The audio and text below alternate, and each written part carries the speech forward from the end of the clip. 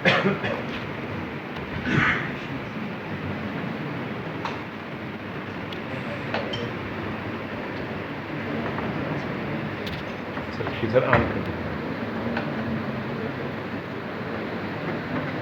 سب سے پہلے برادر عزیز فروغ کا بہت احسان ہوں اور بہت شکر گزار کہ انہوں نے مثال کے سلسلے میں آج کی استادی مجلس کا انتظام کیا.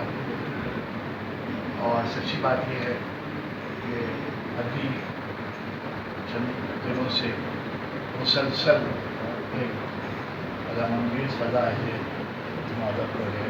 ایک کے بعد گئے ہمارے کئی بازی ہو سکتی ہے وہاں سے جال ہوئے یا ریاکشن سے صاحب اور ابھی عبدالرشید صاحب نثار ناسک. ظاہر ہے کہ ان کے مرحلے میں ایک خدشہ لگا رہتا ہے کہ بیماری بھی ہو اور ملک کا ایک مرحلہ ہو. تو ہم سب اس بات کے لیے کسی نہ کسی طور پر آمادہ رہتے ہیں کسی طرح سے. مگر لوگوں کو خبر آ جاتی ہے تو پھر معلوم ہو رہا ہے کہ ہمارے ساتھ کیسا بہت نقصان ہوا.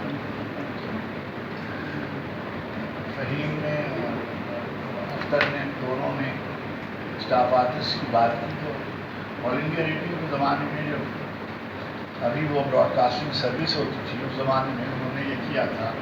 پطرس بخاری نے سارے ہندوستان کے ہندی اور اردو کے جو بڑے لکھنے والے تھے ان کو حیثیت پروڈیوسر کے نہیں اسٹاف آرٹسٹ کے رکھ دیا تھا. اور صرف لکھنے والوں کو نہیں, ہمارے یہاں جب پاکستان آزاد ہوا اور ذوالفقار بخاری اس کے سربراہ مقرر ہوئے تو انہوں نے بھی ہمارے موسیقاروں کو مثلاً استاد نثار خان, استاد اڑانے, استاد ان سب کو انہوں نے اسٹاف آرٹسٹ تھے.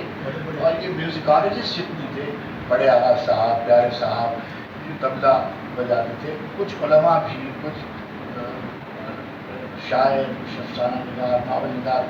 تو میں سمجھتا ہوں کہ پاکستان کی تاریخ میں کوئی اور ایک ادارہ اتنا بڑا نہیں تھا جس میں بیک وقت اتنے بڑے صاحبان ہنر کام کرتے رہے ہوں. اب ہم آج کے ریڈیو پاکستان پر جب قیاس کرتے ہیں تو ہمیں شرم آتی ہے کہ وہی ریڈیو پاکستان اور وہی پاکستان ٹیلی ویژن اب اور طرح کا ادارہ ہو گیا ہے. میں نے اپنی زندگی کا آغاز ریڈیو پاکستان سے کیا تو اب جب یہاں نام لیے جاتے ہیں نا تو بالکل جیسے اس کے لیے چلنے لگتی ہے. ڈیوٹی آفیسر کا بھی ذکر کیا کہ ڈیوٹی آفیسر کیا ہوتا ہے, اسٹاف آرٹسٹ کیا ہوتا ہے, فیچر رائٹرس کیا ہوتے ہیں, نغمے کیسے لکھے جاتے ہیں. ابھی خالد بتا رہے تھے ہمارے یہاں بہت سے شاعر ایسے ہیں بڑے جو بہت اچھا لکھتے ہیں مگر وہ دھن پہ نہیں لکھ سکتے.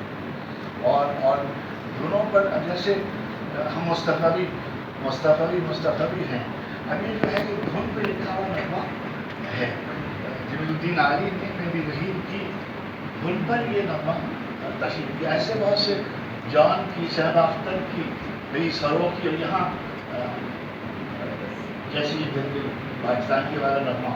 اب یہ دھن پہ لکھے جانے والے نغمے ان کے لیے بہت پاکستان کا قومی ترانہ پہلے علیحدہ ترانے لکھے گئے جو تمام ترانے جو تھے وہ مسترد ہو گئے مگر پھر دھن پر ترانہ لکھا گیا. اور دھن پر بھی کئی لوگوں نے ترانے لکھے جس میں حفیظ صاحب کا جو ترانہ ہے وہ, اور آج دنیا کے بڑے جو ترانے ہیں میں سمجھتا ہوں کہ حفیظ صاحب کا ترانہ اور پاکستان کا ترانہ بالکل سب سے منفرد. اور ہمارے لیے یہی ہے کہ وہ ہمارا ترانہ ہے اس لیے ہمیں عجیب ہے. اگر آپ دیکھیں گے تو لفظ متن کے اعتبار سے اور میوزک کے اعتبار سے بہت ہی منفرد یہ خاص یہ ہے. تو میں نے ان کو دیکھا ہی فیچر رائٹر. ایک بات جس سے مجھے ذرا سا اختلاف ہے, حمید کہہ رہے ہیں کہ یہ فارمولہ نہیں ہے کہ جو آدمی ریڈیو اور ٹیلی ویژن میڈیا کے لیے کام کرے وہ مین اسٹریم فیلڈ میں کام نہیں کر سکتا. بیک وقت آدمی بیک وقت ماریا یوسا یا گیبریل گارسیا مارکیز ملان کندیرا، یہ سب جرنلسٹ بھی تھے، اور جرنلسٹ سے ڈپارٹ کر کے ڈیولپ کر کر یہ ناول نگار بنے. تو جو تخلیق کی توانائی جس میں ہوتی ہے، سلیم احمد صاحب، انتصار حسین صاحب، یہ سارے کے سارے فیچر رائٹرز بھی ہیں، ڈرامہ نگار بھی ہیں، مگر شاعر بھی ہیں، احمد فراز، ناسک، خاطر احمد، یہ سارے کے سارے لوگ ریڈیو میں اسی حیثیت سے ہیں. جس آدمی کے پاس جیسا جوہر ہوتا ہے وہ کوئی فارمولا نہیں ہے، مگر ایک حد یہ ہوتی ہے کہ جو میڈیا میں لوگ کام کرتے ہیں اور ریڈیو پر یا ٹیلی ویژن میں، ان کو تخلیق کی منزل میں ایک التباس پیدا ہو جاتا ہے. وہ یہ سمجھتے ہیں کہ وہ کوئی تخلیقی کام کر رہے ہیں، جو تخلیقی کام نہیں ہوتا، وہ ایک وقتی نوعیت کا کام ہوتا ہے. وہ وقت گزر جاتا ہے اور شعر میں وہ حافظے سے اتر جاتا ہے. کتنے فلمی گانے ہیں جو اپنے زمانے میں بہت مقبول ہوئے، لیکن وقت ڈر پڑتی اور وہ معلوم ہو جاتے ہیں، ہمارے حافظے سے ختم ہو جاتے ہیں. مگر زندگی میں کیسے خوش نصیب آدمی تھے. میں سمجھتا ہوں کہ دنیا میں آج قومی ترانے اور جیوے جیوے پاکستان اور سونی دھرتی کے ساتھ جو تیسرا بڑا نغمہ ہے وہ دل دل پاکستان ہے. جیسے ہمارا قومی ترانہ ہے اور سونی دھرتی اللہ رکھے قدم قدم آباد کیجیے یا جیوے جیوے پاکستان، ایسے دل دل پاکستان اتنا بڑا نغمہ ہے کہ جہاں کہیں پاکستانی ہیں وہاں ہی رہا. اچھا، ایک بات کہنے کی ہے، وہ یہ کہ جو ہمارے عصر کا جب آدمی رخصت ہوتا ہے تو اس سے ہماری یادیں وابستہ ہوتی ہیں، اس لیے اس کو ہم زیادہ، اس کا گانا زیادہ محسوس کرتے ہیں. مگر بہت سے ایسے لوگ ہوں گے جو اس کی یادوں کے ساتھ زندہ رہیں گے اور اس کو یاد کرتے رہیں گے. لیکن شاعر اور ادیب کی یاد کا حصہ اور ہوتا ہے، وہ اپنے لکھے ہوئے حرف کی بنیاد پر زندہ رہتا ہے. اور اگر کسی نے اچھے لفظ لکھے ہیں، مثلا میں نے واقعی صدیقی کو نہیں دیکھا، مگر بہت سے ایسے لوگ ہیں جو راولپنڈی اسلام کیا بیٹھے ہوں گے، مجھے جواب نہ دیں مگر بتائیں کہ ان کی شاعری کے مجموعے کا کیا نام ہے، کہ شاید وہ بتا نہ سکیں. اس لیے کہ باقی صدیقی ایک حجرہ نشین آدمی تھے، تمام آدمی تھے. وہ نکل کر کھیلنا بھی چاہتے تھے. انہوں نے ذکر کیا داؤد بانہالی. داؤد بانہالی کشمیری زبان کا بے پناہ شاعر تھا، بے مثال شاعر تھا. کسی نے اس کی کوئی کتاب پڑھی ہو تو مجھے بتایا. یہ بدنصیبی ہے ہمارے معاشرے کی کہ ہم اپنے فروغ کا. اب یہ دیکھیے، مجھے اعتراف کرنا چاہیے کہ میں نے بشیر نثار کی کتاب بھی پڑھی تھی. بحثیت کتاب کی مجھے یہ میسر نہیں آئی. میں نے ان کے شعر سنے تھے، میں نے ان کو مشاعروں کو دیکھا تھا، میں نے ان کو سنا تھا، اور جو جس پر بار بار چرچا ہو رہا ہے.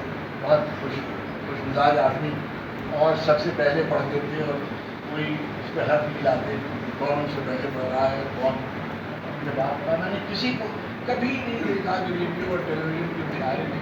اور ایک اور میں سخت بات کرنے لگا ہوں، آتے تو 3 شعر پڑھ کے اور بیٹھ گئے.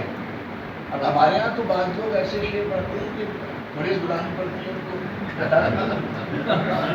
مگر وہ آتے تھے اور شعر پڑھ کے 3-4 شعر پڑھے اور بیٹھ گئے. ان سے کہیے، مجھے تو وہ اچھے لگتے تھے. جیسے ابھی حالی نے کہا، لغت اس کی دیکھیے، اپنے تمام ہم عصروں میں کسی سے اس کی شعری لغت میل نہیں تھا. آپ دیکھیے اس کی غزل کی دیکھیے، اس کی نظم کی دیکھیے، الگ سے ہٹ کے شعر کہتا ہے، دادکاری کے ساتھ شعر کہتا ہے. یہ درست ہے، یعنی بڑی حد تک یہ بات درست ہے کہ وہ مزاحمت کی اس طرح کے نعرہ پر یقین نہیں رکھتے تھے، مگر ان کی شاعری میں غزل کے بھی اور نظم کے بھی جو شعر ہیں وہ انکار کے شعر ہیں، وہ انحراف کے شعر ہیں، اور ہر اعلیٰ درجے کے شعر ہیں، اور وہ ادبی حیثیت سے بھی ایک مقام رکھتے ہیں. وہ پہلے مزاحمت گزر جانے کے باوجود بھی وہ اچھے اشعار کے طور پر یاد رکھے جائیں گے. اور فوری جو گواہی ہوتی ہے وہ دوستوں کی، اور جو کوئی بھی شخص اپنے احباب میں مثالی نہیں ہوتا. ہم سب اس پر گزر خیر کے ساتھ کر رہے ہیں. ان کے اہل خانہ بے نیازی شاعر میں ایک سطح کی ہوتی ہی ہے. اب میں نے تو اس میں بے نیازی بلا کی نہیں کی. میں جانتا ہوں، میں اس منزل سے گزرا ہوں، ریڈیو کی منزل سے، ٹیلی ویژن کی منزل سے، اور مجھے میری مذہبی ذمہ داریاں ہی یہی تھیں کہ میں ٹی وی کے زمانے میں بھی اور ریڈیو کے زمانے میں بھی سب کام خود بھی کرتا رہا ہوں اور دوسروں کے ساتھ شریک بھی رہا ہوں. بہت مشکل کام ہے اور اس میں سروائیو کرنا, اس میں اس قدر آگے نکل جانا اور اتنا نمایاں رہنا اور وقت کے ساتھ لکھنا, یہ جو کہہ رہے ہیں یہ جو بہت مشکل ہوتا ہے. کہا کرتے تھے سلیم احمد صاحب مجھ سے, انہوں نے کہا کہ تمہیں ٹی وی چھوڑ دینا چاہیے اگر تم شاعر کے طور پر زندہ رہنا چاہتے ہو. میں نے ان سے پوچھا کہ آپ کہاں کو لکھ رہے ہیں؟ وہ کہتے تھے میں تو سیٹ کمال لکھ رہا ہوں. وہ کہتے تھے کہ میں تو سیٹ کا کام کر رہا ہوں, وہ مجھ سے ڈرامہ لکھواتے ہیں, میں ان کو لکھ کے نہیں دیتا ہوں, میں پیسے دیتا ہوں وغیرہ وغیرہ. لیکن میرا اصل کام تو شعر ہے. اصل کام نثار کا شاعری تھی. فیچر, ڈرامی,